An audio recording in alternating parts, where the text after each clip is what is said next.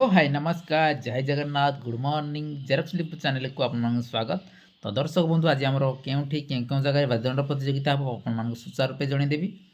तो चलते आरंभ करवा आज अपडेट। तो आज तारीख है जे कि 9 मे 2026। आज प्रथम देखिए पाइबे जे कि सुलेपाल सहित कांडसर स्थानटी है कि आमर बालुअकटा अनुगुल।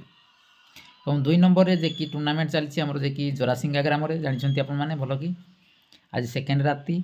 आज देखा पाइबे जे कि आमर रंतले सहित सरपा द्वितीय रजनी गत रजनी आमर जे कि विगत हो जाइतिबा प्रतियोगिता सिरिगड़ा सहित कांडसर चैतन्य बाबू सेठी जे कि कांडसर प्रथम स्थान अधिकार कर आसंता काली माने 10 तारीख फाइनाल अच्छी।